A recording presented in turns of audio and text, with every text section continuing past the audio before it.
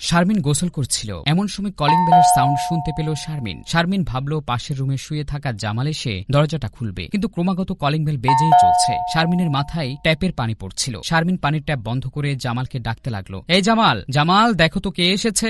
জামাল পাশের রুমে শুয়ে আছে, কোনো সাড়া শব্দ নেই। এদিকে কলিং বেল বেজেই যাচ্ছে। শারমিন গোসল করা বাদ দিয়ে দরজা খুলে আবারও ডাকতে লাগলো, জামাল, এই জামাল। শারমিনের ডাক শুনে জামালের ঘুম ভাঙল, কিন্তু কলিং বেলের শব্দ শুনে বুঝতে পারল জমিদার ভাড়ার টাকার জন্য আজও এসেছে। তাই শারমিনের ডাক শুনেও না শোনার ভান করে আবারও ঘুমিয়ে রইল। এদিকে শারমিন বুঝতে পারল হাজারবার ডাকলেও জামাল শুনবে না, ক্রমাগত কলিং বেল বেজেই চলছে। কলিং বেলের শব্দ শুনতে শুনতে বিরক্ত হয়ে শারমিন আধা গোসল করে বের হয়ে দরজা খুলে দেখতে পেল বাড়িওয়ালার ছেলে রহিম দরজার সামনে দাঁড়িয়ে আছে। কিন্তু বাড়িওয়ালার ছেলে রহিম বেশি সুবিধার না, সবসময় নেশা করে মাতাল হয়ে থাকে, কাউকে মানে না, মাঝে মাঝে নিজের বাবা মাকেও অপমান করতে দ্বিধা বোধ করে না। সুন্দরী মেয়েদের দেখলে কেমন জানি চোখ বড় বড় করে লোলুপ দৃষ্টিতে তাকিয়ে থাকে। শারমিনের এমন অবস্থা দেখে বাড়িওয়ালার ছেলে রহিম চোখ বড় বড় করে শারমিনের দিকে তাকিয়ে রইল। বাড়িওয়ালার ছেলে রহিমের চাউনি দেখে শারমিন কিছুটা লজ্জা পেয়ে বলল, ভাইয়া কি জন্য এসেছেন? বাড়িওয়ালার ছেলে রহিম বলল, কি জন্য এসছি এখনো বুঝতে পারেননি? 6 মাসের বাড়ি ভাড়া বাকি, আজকাল করে করে তো 6 মাস চলে গেছে, আর কতদিন?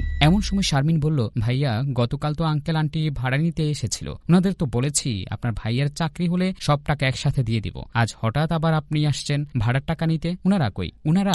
রহিম সাহেব মাল খেয়ে নেশা করে বাড়িতে এসে বাবা মাকে ডাকলো, এই বুড়া বুড়ি এদিকে আয়। ছেলে রহিমের এমন আচরণ দেখে বাবা মা দুজনে দৌড়ে চলে আসলো, ভাবলো ছেলের কিছু হয়েছে। সামনে আসতে মাতাল রহিম বলল, আমার বাড়ি থেকে বের হয়ে যা বলে বাবা মা দুজনকে বাড়ি থেকে ধাক্কা দিয়ে বের করে দিল। এমন সময় রহিমের ছেলে মেয়ে দাদা দাদি বলে কান্নাকাটি করতে লাগলো, আর রহিমের বউ ফাহিম নীরবে তাকিয়ে শ্বশুরকে বের করে দেওয়ার তামাশা দেখতে লাগলো, কিছুই বলল না। রহিমের ছেলে মেয়েকে ধমক দিয়ে বলল, এদেরকে ভেতরে নিয়ে যা বলে ধাক্কা দিয়ে ভেতরে নিয়ে গেল। এদিকে মা বাবা মনে কষ্ট নিয়ে চলে গেল। রহিম বলল, ওই বুড়ো বুড়ি আর কোনো দিন ভাড়া নিতে আসবে না, আজ থেকে এই বাড়ির মালিক আমি, আজ থেকে আমি ভাড়া নেব, আজকের মধ্যে যেভাবে হোক আমার সব ভাড়া দিতে হবে। রহিমের এমন অমানসিক অবস্থা দেখে ও কথাগুলো শুনে শারমিন একটু ভয়ে ভয়ে বলল, ভাইয়া আপনার ভাইয়ের চাকরিটা চলে গেছে, চাকরিটা হলেই সব টাকা একসাথে দিয়ে দিব। এমন সময় বাড়িওয়ালা রহিম বলল, আমি সাফ বলে দিচ্ছি 2 দিন সময় দিয়ে গেলাম, আমি 2 দিন পরে আবার আসব, যেভাবে হোক যেখান থেকে হোক 2 দিনের ভেতর আমার ভাড়ার টাকা দিতে হবে, আর না হয় ঘরের সব জিনিসপত্র রেখে বাসা ছেড়ে চলা যাবে। এই বলে বাড়িওয়ালার ছেলে রহিম চলে যেতে লাগলো। যাওয়ার সময় আবারও শারমিনের দিকে চোখ বড় করে লোলুপ দৃষ্টিতে তাকাতে লাগলো। এমন সময় শারমিন দরজা বন্ধ করে দিয়ে জামালের রুমে গেল।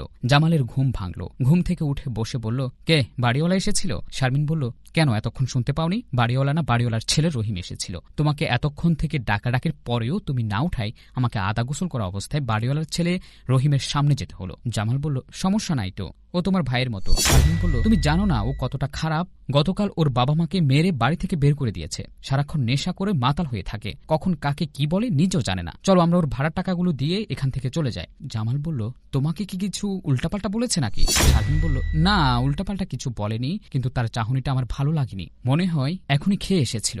জামাল বলল, আচ্ছা ওইসব বাদ দাও, কি বলেছে সেটা বলো। শারমিন বলল, 2 দিনের সময় দিয়েছে, 2 দিন পরে আবার আসবে, ভাড়া দিতে না পারলে বাসা ছেড়ে দিতে বলেছে। জামাল বলল, একটা কাজ করো, তোমার বাবার বাড়ি থেকে আরো কিছু টাকা নিয়ে এসে বাসা ভাড়াটা দিয়ে দাও, তাহলে তো সব সমস্যা শেষ। শারমিন বলল, আমি আর পারবো না, এর আগে অনেকবার বাবার বাড়ি থেকে টাকা এনে বাসা ভাড়া দিয়েছি, তুমি তো জানো আমার বাবা গরিব, নিজের সংসার চালাতে হিমশিম খায়, তোমার চাকরি যাওয়ার পর থেকে আমার বাবার বাড়ি থেকে টাকা দিয়েই আমাদের সংসার চলছে, আর কত দিবে? তুমি তো তোমার চাকরির জন্য কোনো চেষ্টাই করছো না। জামাল বলল, কে বলেছে আমি চাকরির জন্য চেষ্টা করছি না? তবে আমার যোগ্যতা অনুসারে আমি চাকরি না পেলে আমি চাকরিটা করব কিভাবে? আর যেগুলো পাচ্ছি এগুলো আমার সাথে যায় না। শারমিন বলল, ছোট হোক বড় হোক, আপাতত যে কোনো একটা চাকরি না করলে সংসারটা চলবে কিভাবে? জামাল বলল, তোমার ঘ্যানর আর ভালো লাগছে না, আমি গেলাম। এই বলে জামাল উঠে চলে গেল। শারমিন বলল, এই কই যাও, খেয়ে যাও। জামাল কোনো কথা না শুনে চলে গেল। জামাল চাকরির খোঁজে বাল্যকালের বন্ধু আখিরির অফিসে আসলো। এসে বলল, বন্ধু কেমন আছিস? আখিরি বলল, ভালো, তুই কেমন আছিস? জামাল বলল, বন্ধু ভালো নাই রে, ভালো নাই, একটা চাকরি ছিল, কোম্পানিটা বন্ধ হয়ে যাওয়ার কারণে চাকরিটা চলে গেছে, এখন তোর ভাবিকে নিয়ে অনেক কষ্টে আছি, মাস থেকে কয়েক মাস ধরে বাসা ভাড়া দিতে পারি না, আমাকে একটা চাকরির ব্যবস্থা করে দে না। জামালের এমন কথা শুনে আখিরি বলল, বন্ধু কি বলবো, আমি তোকে চাকরি দিব কিভাবে? আমি তো নিজে অনেক দিন থেকে চাকরি খুঁজছি, পাচ্ছি না, বেকার বলে এখন পর্যন্ত বিয়ে করতে পারিনি, বেকার ছেলেদের কেউ মেয়ে দিতে চায় না, তোর চেয়ে আমি বেশি বিপদে আছি। বিয়ের ঘর যতগুলো আসে বেকারের কথা শুনে সব ভেঙে যায়। এমন সময় জামাল বলল, কেন রে দোস্ত, তোর তো অনেক কিছু আছে, বাড়ি গাড়ি অফিস সবকিছুই তো আছে তোর, তারপরও? আফিফ বলল, বন্ধু শোন, বাবার যতই কিছু থাক না কেন, যখন শুনে ছেলে বেকার তখন আর কারো মেয়ে দিতে চায় না। তাই আমিও তোর মতন একটা চাকরি খুঁজছি, ছোটখাটো চাকরি হলেও চলবে, বিয়েটা কমপক্ষে করতে পারবো। চল দুই বন্ধু একই সাথে চাকরি খুঁজি, চাকরিটা পেলে দুই বন্ধু একই সাথে থাকতে পারবো।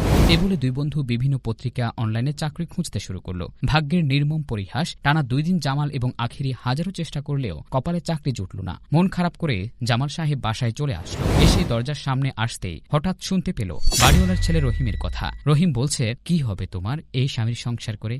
যার চাকরি নেই, তার 2 পয়সার কোনো মূল্য নেই, বাবার বাড়ি থেকে এনে এনে আর কত সংসার চালাবে? তার চাইতে আমি বলি তুমি ওকে ছেড়ে দাও। আমার কথা একবার ভেবে দেখো, আমি তোমাকে অনেক সুখে রাখবো, শুধু আমাকে একটু মাঝে মাঝে সময় দিলেই হবে। এমন সময় শারমিন বলল, ছি ভাইয়া ছি, আপনি এগুলো কি বলছেন? আমি তো আপনাকে কখনো এমন চোখে দেখিনি, আমি তো আপনাকে সবসময় বড় ভাইয়ের নজরে দেখে এসেছি। তাছাড়া আমার স্বামীর চাকরি নেই বলে আমি তাকে ছেড়ে দেব? আমাদের 6 বছরের ভালোবাসা, 2 বছরের বিয়ে, আমার স্বামীর চাকরি নেই বলে আমি তাকে ছেড়ে দিব? আপনি ভুল জায়গায় ডায়াল করেছেন ভাইয়া, আমি ওইরকম লোভী মেয়ে না, আমার জীবন যাবে তবু ওকে আমি ছাড়তে পারবো না। ভাই আপনি ভুল করছেন। শারমিনের এমন কথা শুনে বাড়িওয়ালার ছেলে রহিম বলল, আচ্ছা বাদ দাও, এত রাগ করছো কেন? ওকে ছাড়তে হবে না, আমি তো তোমাকে বিয়ে করতে বলিনি, জাস্ট মাঝে মাঝে আমার সাথে সময় কাটাতে বলছে। চিন্তা করে দেখো, আমার কথায় রাজি হলে আর তোমাদের কোনো অভাব থাকবে না, সব অভাব আমি দূর করে দিব, কোনো টেনশন থাকবে না। তোমার বাবার বাড়ি থেকে টাকা আনতে হবে না, তোমাদের সংসার আমি চালাবো, ঘর ভাড়াও দিতে হবে না, যখন যা লাগবে আমাকে বললে আমি সব করে দেব, বিনিময়ে শুধু মাঝে মাঝে আমাকে সময় দিলেই চলবে। আরেকটা কথা, তোমার হাজবেন্ড সহ কেউ যেন বুঝতে না পারে তোমার আর আমার এই অবৈধ সম্পর্কের কথা, এতে করে তোমার 6 মাসের বাসা ভাড়ার টাকা বেঁচে গেল, তোমার অভাবও দূর হয়ে গেল। আজ থেকে মনে করো তোমার কপাল খুলে গেছে। এখন চলো আমরা রুমে কিছুক্ষণ সময় কাটাই। বাড়িওয়ালার ছেলে রহিমের এমন কথা শুনে শারমিন বলল, যে কথা আপনি এতক্ষণ বলেছেন এই কথা যদি আরেকবার শুনি তাহলে আমি আমার স্বামীকে বলতে বাধ্য হব।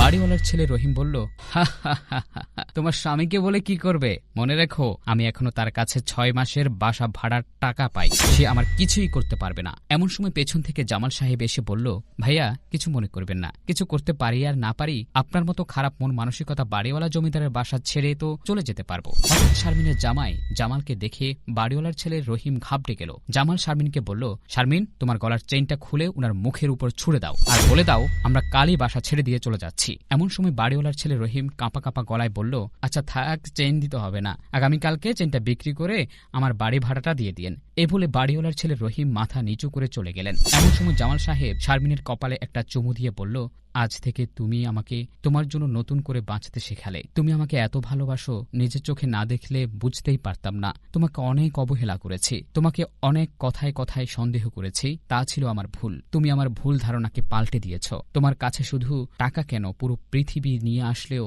আমার কাছ থেকে আলাদা করতে পারবে না, তোমার মতো বউ বাংলার প্রতিটি ঘরে ঘরে হোক। কালকে আমরা এখান থেকে বাসা ছেড়ে চলে যাব, তোমার জন্য কাল থেকে দরকার হলে রিকশা চালাবো, তবুও যোগ্যতার লোভে পড়ে কোনো কাজকে ছোট করে দেখব না। বউ শারমিন বলল, চলো এই অমানুষের বাসা ছেড়ে চলে যাই, এই চেইনটা বিক্রি করে বাসা ভাড়া দিয়ে এখনই চলে যাব। জামাল বলল, ঠিক আছে, আজ থেকে আমার বউ যা বলবে তাই হবে। এই বলে বাসা ছেড়ে চলে গেলেন শারমিন আর জামাল। হ্যালো ভিউয়ার্স, এই গল্পটি থেকে বুঝতে পারলাম কোনো কাজকে ছোট করে দেখা ঠিক না, ঘরে বসে খেলে রাজার ভাণ্ডারও একদিন খালি হয়ে যায়, যে কোনো সময় অভাব চলে আসবে আপনার সংসারে, আর সুযোগের সদ্ব্যবহার করতে চাইবে আপনার আশপাশের সবাই।